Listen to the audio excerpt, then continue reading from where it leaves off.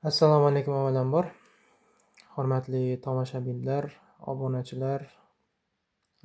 Kecha kitobimizni Qiymatu zaman indal ulama, ya'ni ulamolar nazdida vaqtning qadri degan kitobni bir qator ichidagi ma'lumotlarni tanishtirgan bo'ldik, kitobni tanishtirgan bo'ldik. Endi olib o'qishlik qoldi u kitobni. Bugun ham an'anaga muvofiq kitob bor. Bu kitob o'zbek zabon jadidchilarimizdan Abdulloh Avloniy 1878-yil Toshkent shahrida tug'ilgan. Hunarmandlar oilasida o'zini ilmi salohiyati bilan jadidchilar orasida ajralib turadigan olim hisoblanadi. Uni o'zini asarlari bor. Birinchi muallim, ikkinchi muallim, Turkiy Guliston yoxud axloq. Bu darsliklar hisoblanadi. O'sha paytda 1907-yilda o'sha gazeta, Shuhrat gazetasiga ham asos solgan, Oyna jurnaliga ham asos solgan 1911-yil. Bu yerda Abdulloh Avloniyni o'sha Turkiy Guliston yoxud axloq darslik sifatida o'tilgan o'sha maktablarda, jadid maktablarida birinchi muallim, ikkinchi muallim ham. Turkiy Guliston yoxud axloq asariga to'xtalmoqchiman bugun. Bu kitobni o'qiganimga bir 2-3 oychadan o'tib qoldi. 2024-yilda o'qigan ekanman. 24-yil dekabr yoki noyabr oylarida o'qiganman. Endi bu kitob tarbiyaviy axloq, ya'ni insonni ruhiyatiga bog'liq asar hisoblanadi.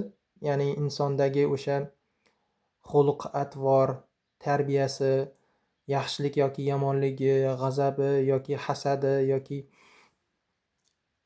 undagi tilni go'zalligi, so'zini go'zalligi, insonlar bilan munosabat o'zaro yoki so'zlash odobi, shular haqida gap ketadi. Va ular har bir bob, endi bob deymizda, endi har bir masalan diyonat nima, aql nima, ziyraklik nima, safohat, ya'ni o'zidagi balog'atni ko'rsatib bilish. Bu yerda yaxshi xulqlar haqida gap ketadi, fikr tarbiyasi haqida gap ketadi. Fikr tarbiyasi haqida ham zo'r she'r yozgan. Endi har bir o'sha xulq atvor haqida gap ketganda har qaysisiga 2 yoki 4lik yoki 8talik she'rlar berib ketgan. Ajoyib. Fikr agar yaxshi tarbiyat topsa, xanjar olmosdan bo'lur o'tkur. Fikrning oynasi o'lursa zang, ruhi ravshan, zamir o'lur benur. Endi bu yerda aytayapti, agar fikring tiniq bo'lsa, tarbiyat topsa,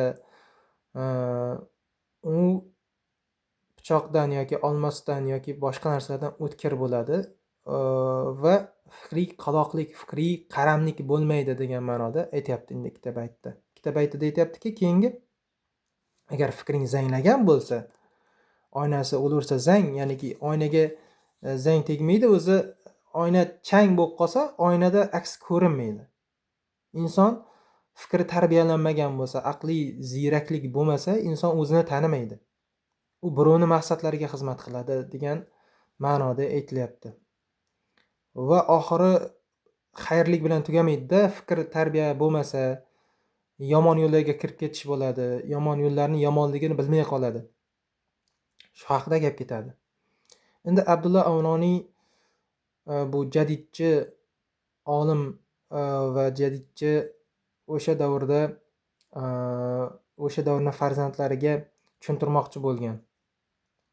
Biz ilm olishligimiz kerak haqidaligi, har bir qilayotgan ishimizni nimaga qilayotganligimizni bilishligimiz kerakligi haqida tushuntirib o'tgan. Endi bu davrga ham zo'r tushadi bu asar. Chunki hozirgi davrda insonlarni ruhiy tarbiyaga muhtojligi juda katta.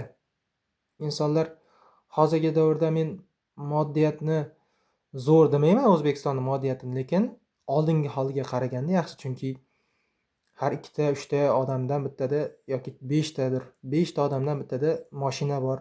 Uylari yaxshi, o'sha o'zlariga yarasha remont qilingan.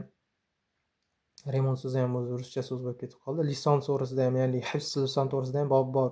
Abdulla Avloniyni tilni saqlash, o'zini yurtini tilini saqlash haqida 1989-yil 21-oktyabrda o'zbek tiliga davlat tili berilgan kun keladi.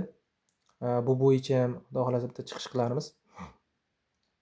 Endi bu yerda vatanga muhabbat to'g'risida va dini diyonatga, bu yerda hadis shariflardan, undan tashqari katta o'sha faylasuf olimlardan Arastu yoki Aflotun yoki Suqrot yoki o'zimizni o'sha buyuk olimlar Navoiyni gaplaridan keltirilgan asarlardan bir ikkita tarbiya va atfolga oid.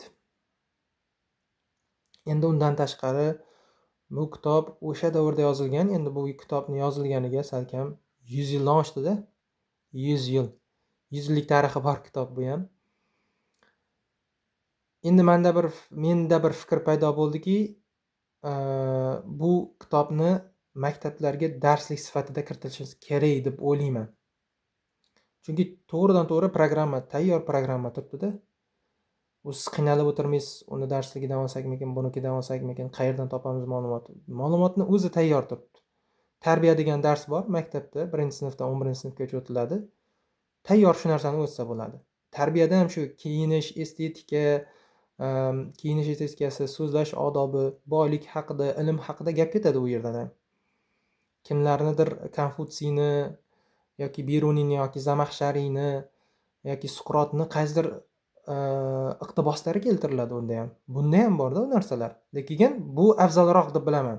Chunki bu ota-bobomiz o'sha maktablarda ham hozir jadidchilik bo'yicha programmalar, dasturlar qilib, musobaqalar qildirishyapti. Tayyor darslik mana jadidchilikdan, ya'niki jadidchi Abdulloh Avloniydan. O'zi jadid so'zi ham arabchadan yangi degan ma'noni bildiradi. Ta'limga yangilik kiritmoqchi bo'lgan olimlar yoki o'sha jonkuyar vatandoshlarimizni o'zimiz vatandoshlar ko'ra olmagan. Ruslar deymiz-ku, lekin aslida o'zi qo'shtirnoq ichida mullalar sotishgan. O'sha Abdulla Avloniy, Qodiriy, Mahmud Xo'ja Behbudiy, Minor Qarabal Abdurashid Xonov, Cho'lpon Usmon Nosirlarni o'zimizni qo'shtirnoq ichida mullalarimiz, domlalarimiz sotishgan. Ilmi saviyasi qo'shtirnoq ichida o'ta yuqori bo'lgan olimlarimiz. Biz bu kitobni o'qishimiz kerak bo'lgan, zarur bo'lgan kitob hisoblanadi. Kitob o'zi ko'p emas, 100 bet ham chiqmasa kerak. 100 bet yo'q, 123 bet ekan. 123 bet bitta o'tirishda o'qib qo'ysa bo'ladi-da, 1 soat, 1,5 soat ketadi. Ketsa 1,5 soat ketadi. Lekin anchagina saviyali, yoningizga bitta daftar va ruchka olib yozsa bo'ladigan joylari bor. Bitta qalam bilan chizib yoki o'sha chizadigan bo'yoqchalar bor, shular bilan chizib, mana bu belgilaydigan narsalar bor, shular bilan belgilab olib o'qisangiz bo'ladi. Buni o'sha Husayn al-Buxoriyni zo'r gaplari bor. O'tgan kunlarni har bir o'zbek zaboni 1 yilda 1 marta o'qish kerak degan gapi bor edi. Men unga hamohang tarzda aytamanki, o'zbek zabon insonlar har yilda 1 marta Turkiy Guliston yoxud axloqni o'qib chiqish kerak degan gapni aytgan bo'ladim. Chunki hozirgi davrda insonlar ruhiy shikastda, ko'pchilik insonlar. Chunki ijtimoiy tarmoqlar, gadjetlarga berilib qolganmizda, inson dopaminni telefondan olgisi keladi. Azza dopaminni kattasi kitobda o'zi. Dopaminni kattasi. Undan har xil emotsiyalar olasiz. Yoki adabiy, yoki tarixiy, yoki qandaydir darslikka oid. Xullas, shu kitobni, ya'niki Turkiy Guliston yoxud axloqni o'qishimiz kerak bo'lgan kitob hisoblanadi. Bu kitob do'konlarda bor. Borib olsangiz bo'ladi. Bu Tamaddun Zabarjad Media nashriyotida chiqqan ekan 2023-yilda, men 2024da olib o'qiganim edi bu. Sog' bo'lasizlar va esimizdan chiqmasin, obuna bo'lib qo'yamiz, like bosib qo'yamiz. Bu kanal rivoji uchun va jamiyatga manfaat uchun xizmat qiladi degan umiddamiz.